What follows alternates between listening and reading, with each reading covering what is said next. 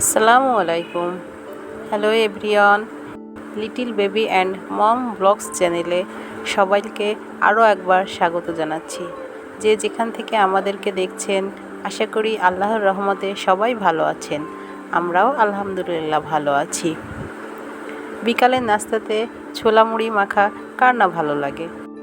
রমজান মাস শেষ হওয়ার পরে আসলে ওভাবে ছোলা মুড়ি মাখা বা ভাজা পোড়া তেমন একটা খাওয়া হয়নি, তাই আজকে অনেক দিন পরে মনে করলাম যে একটু মুড়ি মাখা করি।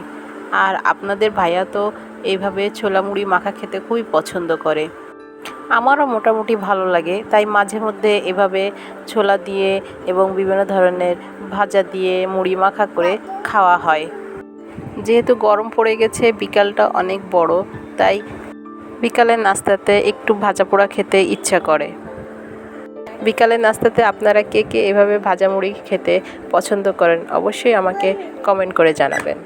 আমাদের ভিডিওগুলো যদি আপনাদের কাছে ভালো লেগে থাকে অবশ্যই আমাদের চ্যানেলটি লাইক এবং সাবস্ক্রাইব করে আমাদের পাশে থাকবেন, আর পাশে থাকা বেল বাটনটি অবশ্যই প্রেস করে দিবেন। যখনই আমরা নতুন নতুন ভিডিও আপলোড করব তখনই আপনার কাছে সবার আগে পৌঁছে যাবে। আজকে এ পর্যন্ত, সবাই ভালো থাকবেন। আল্লাহ হাফেজ।